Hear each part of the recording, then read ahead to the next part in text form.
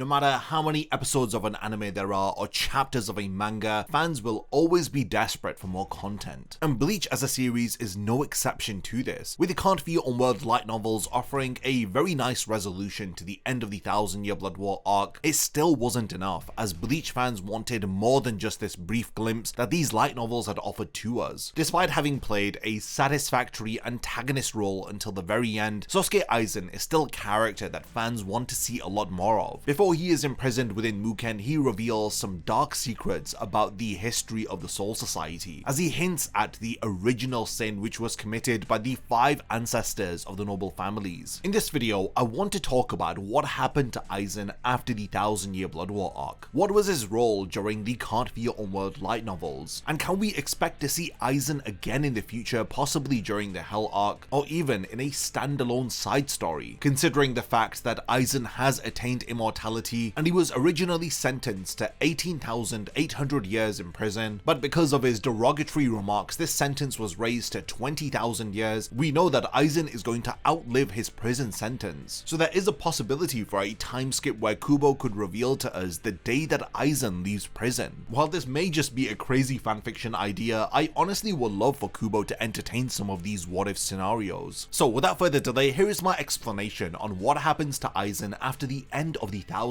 Year Blood War arc. Be sure to stick around until the very end of this video, as I'll be talking about the impact of Aizen's character on individuals like Shuhei Hisagi and Kaname Tosen.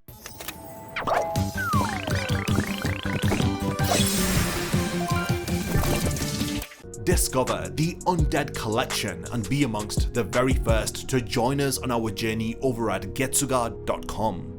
Between chapters 682 to 683, Aizen finally faces off against Yhwach during a climactic battle. For a brief moment, Yhwach mistakenly believes that Aizen is fighting in order to protect the Soul Society. However, Aizen reveals that his only purpose has always been to crush those who seek to control him. It is only thanks to teaming up with Ichigo and by using the power of his Zanpakuto Kyoka Suigetsu, Aizen survives the encounter with Yhwach, as we see him once again following a 10-year time skip while he is trapped within Muken. After he had combined himself with the Hokyoku, Aizen had attained immortality as well as gaining an immense amount of Reiatsu. It makes me wonder how Aizen had agreed to just sit back on his chair and return to Muken. I wonder if he willingly returned or if the Gotei 13 had to forcibly subdue him to return him back to Muken. Some fans have assumed that he was knocked unconscious by the attack from Yhwach, and somehow the captains were able to restrain him before he had woken up. Right at the end of the Bleach manga, we see Aizen reflecting on the fact that the last trace of Yhwach's power has disappeared. Aizen remarks that Yhwach had wanted to create a world without fear, but in a world without fear, people would no longer be able to seek out courage in order to keep moving forward in the face of the fear of death. Death has been a central theme within the story of Bleach, and this very fear of death has been an unanswered thematic device that Kubo has used, and he answers this via introducing us to the theme of courage. Sadly, due to the rushed ending of the Bleach manga, all we get is a speech from Aizen while he is sitting on his chair in Muken. Unfortunately, there is a lot of story that I think is missing here, and I'm hoping that the anime adaptation of the 1,000 Year Blood War arc can hopefully give us more screen time with Aizen, so that we can see an extended fight between Aizen and Yhwach, as well as him revealing more of his thoughts on this theme of courage. With all of this being said, Aizen's idealistic nature is contrasted with his cynical attitude once he is taken back into Muken at the beginning of the Can't Be Your Own World light novels. There is a lot of dialogue between Aizen and the rest of the Shinigami, especially Shuhei Hisagi within these light novels, and all of this takes place before he was brought back to Muken.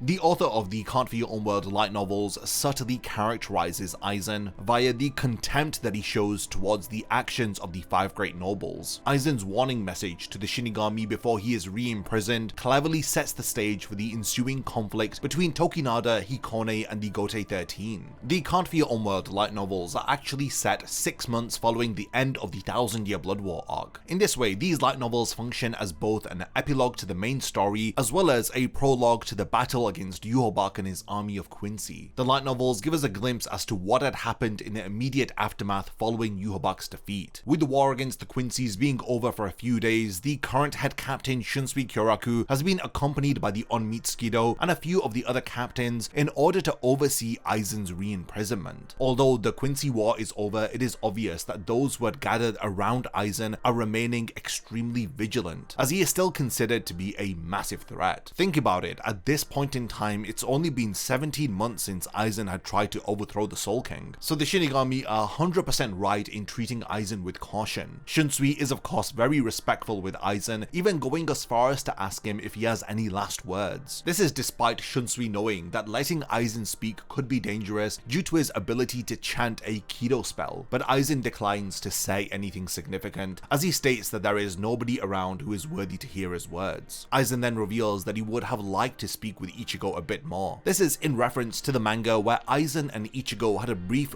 final conversation in chapter 684. This is after Yhwach appears to have been defeated by Ichigo with the help of Aizen's Zanpakuto Kyokasuigetsu. In this interaction, Aizen states that him neglecting to reveal Kyokasuigetsu had actually come in handy, much to his surprise. However, their conversation of course is cut abruptly when Yhwach resurrects himself via the use of his ability the Almighty. Within the present day, it's revealed that Ichigo is currently with his father and Orihime at Kukakushiba's residence in Rukongai. From a military standpoint, the leaders of the Gotei 13 thought that it would be best if Ichigo was out of the way while Aizen was being sealed. This is because there were concerns that Aizen may be able to influence the hollow white which is within Ichigo. Shunsui then decides to begin the process of sending Aizen back to Muken. Now fascinatingly, he tells Aizen that he hopes that he will be on the side of the Soul Society after his prison sentence is over. In typical Aizen fashion, he rebuts this statement by asking Shunsui if he thinks that the Soul Society will still be around by the time that his sentence is up. Aizen then asks Shunsui if he had seen the Soul King at the Royal Palace. In the light novel, Aizen refers to the Soul King as the Soul Society's original sin. Knowing that Aizen is trying to goad him into a response, Shunsui decides to ignore him. However, Aizen asks Shunsui if he is afraid that many Shinigami will defect like Kaname Tosen if they were to know the truth about the Soul King. Consequently, Shuhei Hisagi arrives in time to hear Aizen's final words, and he demands that Aizen stop messing around with them. Hisagi's emotional response is pretty understandable since Tosen was his former captain, and with him serving as his lieutenant, he had a great deal of respect for Tosen. Hisagi is only here because his current captain of the 9th Division, Kensei Muguruma, is currently zombified, so he is doing his best to kind of fill in the duties of his division by being there to see the re-imprisonment of Aizen. This is despite the fact that he is still seriously injured following the events of the 1000-Year Blood War arc. Hisagi's other reason was that he personally wanted to see Aizen imprisoned, since Hisagi perceives Aizen as an enemy of his former captain Tosen. Hisagi accuses Aizen of twisting Tosen's views with his words. However, Aizen casually brushes off this accusation as Aizen reveals that Tosen was serving him by the time that Hisagi had become a Shinigami. Hisagi states that even though Aizen might have battled alongside Ichigo to defeat Yhwach, Aizen would always be Tosen's enemy in his eyes forever, no matter what he does to change this. Aizen then makes a statement layered with hidden meanings as he states that forever is a word that shouldn't be uttered so lightly. Even Tosen's conviction wasn't eternal after all. Before Hisagi can respond, Aizen declares that he did not kill Tosen as a punishment for defeat. He had taken Tosen's life as a means of showing mercy to him. Whilst the other Shinigami are confused, Hisagi thinks that Aizen is mocking Tosen's memory, as Aizen then reveals the reasoning behind his actions. Aizen states that if Orihime or Unohana had healed Tosen's wounds, it would have plunged him into despair and Aizen's mind would have fallen to ruin. He simply did not want Tosen to have to go through all of that mental anguish, and thus he had decided to end his life. This is further confirmed later on within the light novels when we learn through Aizen's flashback that Tosen had in fact asked Aizen to kill him if he had ever started to sympathize with the Shinigami and to regret the path that he had chosen. Interestingly, the flashback also revealed that if Aizen had accomplished his plan, then Tosen in the end would have ended his own life, because Tosen felt like an avenger such as himself had no place in a world with true justice. If you recall, Tosen had held a grudge against Tokinada for murdering his best friend Kakyo. This is what had ultimately led Tosen down the path of vengeance against the Shinigami, resulting in him defecting to Aizen's side. These were Aizen's words to Tosen. He had told him, "Let me promise you that before you suffer from the plight of forgiving the Shinigami, I will erase you with certainty." He had said this to the subordinate that he had trusted the most. Aizen then addresses the crowd gathered around him as he states that the time will come when they all will understand that the Soul Society is based on nothing more than a treacherous lie. The tone evoked by Aizen's words is chilling, and it leads to the readers being shocked as Ichibei later explains the foundation of how the Soul Society was built. While Hisagi is continuously agitated by Aizen's words, Soifon and Shunsui try to restrain him, with Soifon stating that Hisagi is not the only person who had lost a friend because of Aizen. Aizen then repeats the words Hitsugaya had spoken in chapter 389, where Hitsugaya had stated that swinging a sword for duty alone is what a captain does, but to swing a sword out of hatred is just violence. Aizen goes on further and convinces Hisagi that he doesn't really feel hatred. Instead, he is just sentimental about Tosen. Now at this point, Shunsui states that Aizen has talked enough, and then we get a rather comical moment where it seems as though the members of the Onmitsukido are unable to move and they are dripping with sweat. This is of course due to Aizen's immense spiritual pressure. Aizen reassures them not to worry, as he is doing this all just for show, since he is going to be imprisoned, which will make him bored for quite a while. He hopes, however, that his parting words may have the slightest effect on the future of the Soul Society. Before Aizen disappears for good in the underground, he casually flings out a statement instructing the Shinigami that if they want to see through to the truth, then they must sacrifice their own flesh, blood, and their soul. Now, despite the fact that most of the Shinigami despise Aizen and think lowly of his words, the Gotei 13 captains do think to themselves that Aizen is not an individual who says things without a purpose. At the very end of the Can't Feel Unworld light novels, Aizen states, even if they are able to surpass that corpse in the end, I will wait with anticipation, looking forward to the time when their journey illuminates my own path. He says this while speaking about the Shinigami. It is clear that Aizen is banking on the fact that one day he might just be released from Muken. The Soul Society may never accept that Aizen is correct with his ideals, but they may still need him if another threat appears in the future. When Aizen speaks about the corpse that the Shinigami will surpass, I'm assuming that it's about the truth that is eventually revealed about the Soul King, and once the Soul Society comes to know about it, then they may well be more accepting of the path that Aizen had wanted to take them on. We may well get a reformed version of the Soul Society 20,000 years in the future, or like Aizen had stated, the Soul Society may well not even be around after all of that time. In the present day, Aizen is still viewed as a monster and a traitor, as well as a credible threat that could still harm the stability of the realms. The Central 46 had only allowed for Aizen to partake in the war against the Quincy out of sheer desperation, and it was also because Shunsui Kyoraku was pretty much running out of options here. Shunsui never liked the idea of releasing Aizen, and you can see it written all over his face. The cycle of reincarnation and the balance of souls has always been a prominent story beat within the story of Bleach. This is the entire function of the Shinigami. They are referred to as balancers, as they maintain the cycle of souls between the three realms. However, the revelations of the New Breeds from Hell one-shot chapter has revealed a new problem with the cycle of reincarnation. The Hell chapter had shown us that the reishi comprising of the bodies of captain-level individuals is too dense to be reabsorbed into the soil of the Soul Society. The spiritual pressure of a captain is rank 3 spirit class or higher, so for this reason, a special ritual called the Konso Reise is performed in order to send deceased individuals of this high spiritual pressure level to Hell. So the cycle of souls was constructed in order to maintain a balance with Hell, as they had combined the Reiatsu of the Soul Society and the world of the living in order to balance out the Reiatsu within Hell. Powerful individuals like Aizen and Yhwach had played a massive role in maintaining this balance, but towards the end of the New Breeds from Hell chapter, Xyle Opero appears, and he claims that his appearance is proof that the balance between Hell and the three realms has collapsed. He states that the powerful spiritual pressures that were holding the gates of Hell shut have disappeared. This includes figures like Aizen, who is trapped within Muken, and Yhwach, who has now become the Soul King. Their absence has resulted in the gates of Hell opening from the inside. This situation is further worsened by the Gotei 13 sending individuals with powerful spiritual pressures into Hell one after the other. This scenario literally threatens the balance of reality. I mean, every single villain who has died and has been sent to Hell now has a means of returning. We're talking about individuals like the Arrancar, the Quincy. I do believe that this is a scenario where the Soul Society would once again need to call upon the help of Aizen. So honestly, I'm really looking forward to what Kubo has in store for this upcoming Hell arc within the Bleach manga. Now, by the epilogue of the Bleach manga, Aizen had spent over a decade trapped within prison. His philosophical view about the world is highly indicative of the growth that he may have experienced in this time. By opposing Yhwach, Aizen is objective enough to to understand that fear is a necessity for people to move forward. By attaining immortality, Aizen has in fact been rid of this fear of death. So he understands more than anyone what it means to live in a world without death. In a world where humanity has nothing to fear, then they would eventually become stagnant. Aizen's final words here really do bring together the entire theme and story of Bleach, and they do an incredible job of answering why the fear of death is necessary. Hopefully this video has helped you to better understand the role that Aizen plays following the end of the final arc of Bleach, as well as some theories as to how Aizen may reappear in the story via new additions made to the 1000-Year Blood War arc anime, as well as the manga continuation via the Hell arc. I really love talking about Aizen's character, as he's one of my favorite villains in all of shonen anime and manga. So definitely let me know your thoughts in the comments and what you guys think about Aizen's role following the end of the 1000-Year Blood War arc, and what role you want to see Aizen play during the Hell arc, as well as what new anime exclusive scenes you're looking forward to involving Aizen's character in Core 3 and 4. Lastly, thanks for making it to the end of this video, and I cannot wait to see you in my next Bleach video.